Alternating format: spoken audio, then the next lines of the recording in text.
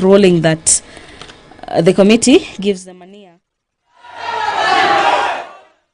by these 6 members of parliament will be considered by the committee before the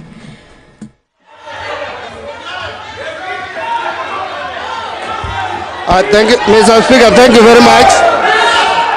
Mr. Speaker, I rise on a point of order, Mr. Speaker.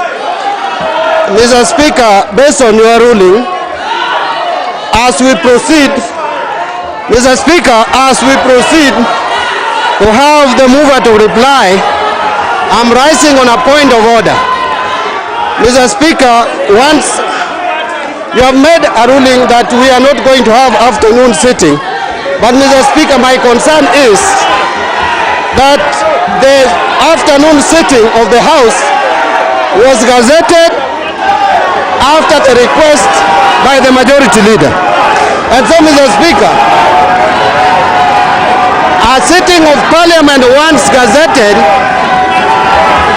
a sitting of the House once gazetted, Mr. Speaker, cannot be called off, Mr. Speaker, unless by the leave of the House, Mr. Speaker.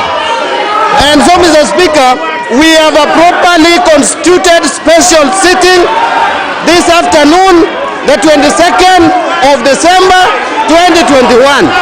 It is only by leave of this House that a special sitting can be called off, Mr. Speaker.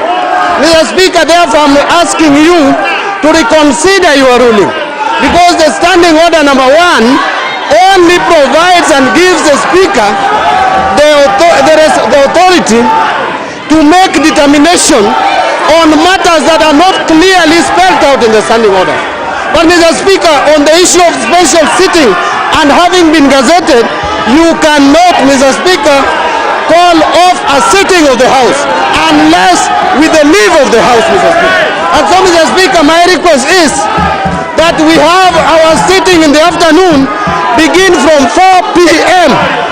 this afternoon, Mr. Speaker. We have to sit from 4 p.m. this afternoon, Mr. Speaker.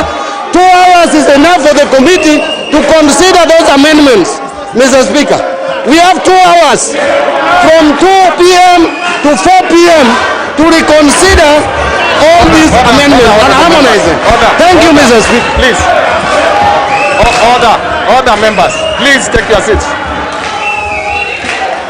Order.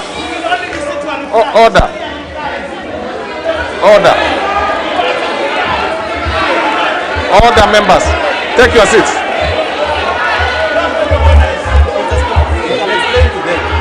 Come back in the afternoon. You cannot do committee of the whole House.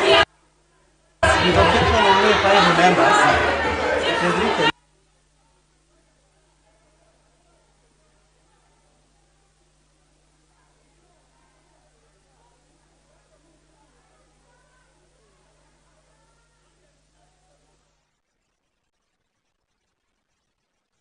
Now, honorable members. Now I'll tell you this, that we have come this far. This is something that we have been grappling about since morning. We have been in consultation with membership and leadership. Yes. And they agreed on a few things. Yes. Because if you look at the committee of the whole House, yes, it is with leave of the House. Yes. Even if you asked that we come in the afternoon, which is of course possible, with only 5 members, we are not able to proceed. Now, so sometimes, and honorable members, it is not this. There is nothing that is lost. It is only that it is taken to another day, and where you have numbers, you will always have your way. And if I had made this decision alone, I think it would be something that I would be discussing differently. But this is something that we consulted on every step, because order, members. Order. I will tell you. I will tell you. So honorable members, there is absolutely nothing. If you want us to make that attempt, for example, you will come in the afternoon and the results will be the same. Yeah. So what you are saying What is honorable members? Order, honorable members. Order. There are some members I'm going to ask to leave the house if we do not respect. So this is a position that is very clear.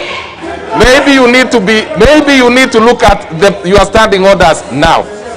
If it is that you want to come in the afternoon as a cosmetic exercise, that would be absolutely fine.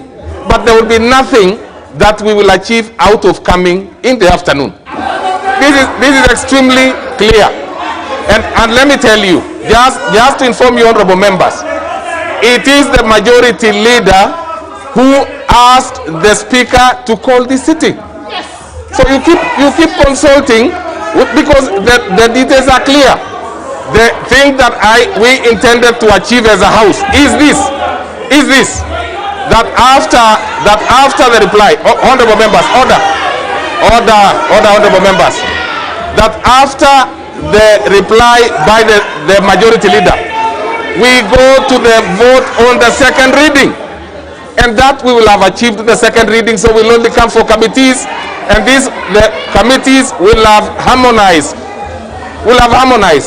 everything that they are required to harmonize, because these are amendments that are before us. That is the position. There should be no any. I mean, I do not see what is contentious about that. So let's ask the leader majority to reply, and then we get to the second stage and proceed. Honorable Kumunya, proceed.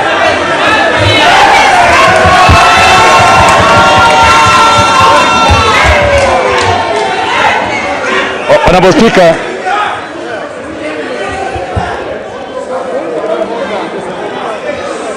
I want to thank members this morning for the rather excited debate on this bill that is meant to bring sanity to how political parties are managed, to protect the interests of members within those political parties, to protect the interests of political parties within coalitions, and to ensure that not a single member will be expelled by a political party without the right to free administrative justice.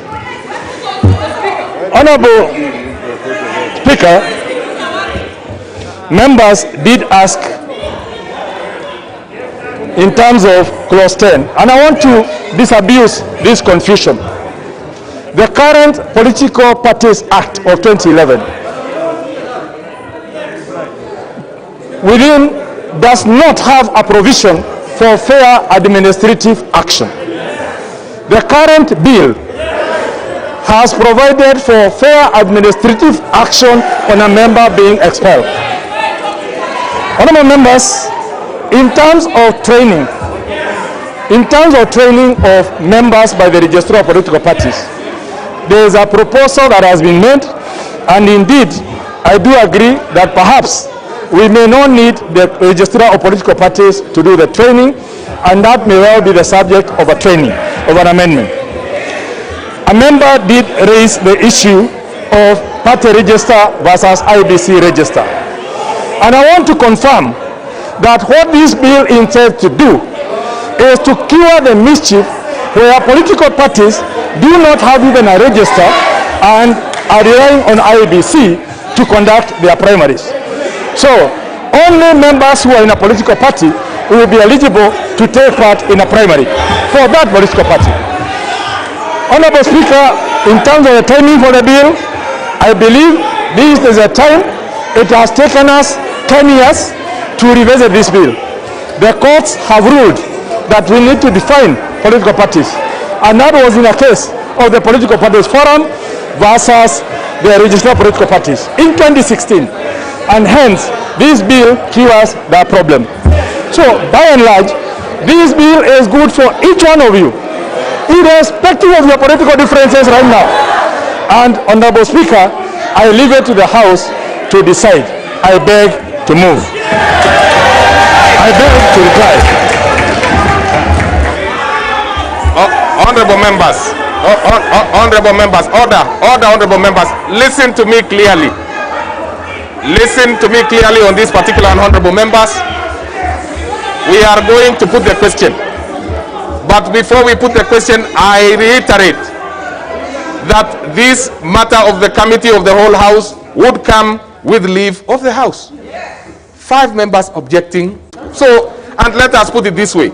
There is nobody who has won or lost. You will have an opportunity to win or lose when you vote. So if you feel aggrieved, you still have the opportunity to vote. So I put the question, which is that the Political Parties Amendment Bill, National Assembly Bill number 56 of 2021, be now read a second time. Will as many as of that opinion say aye? Then is our contrary opinion say nay? The ayes have it. The ayes have it. And now you can read the bill. A bill for an act of parliament to amend the Political Parties Act and for connected purposes.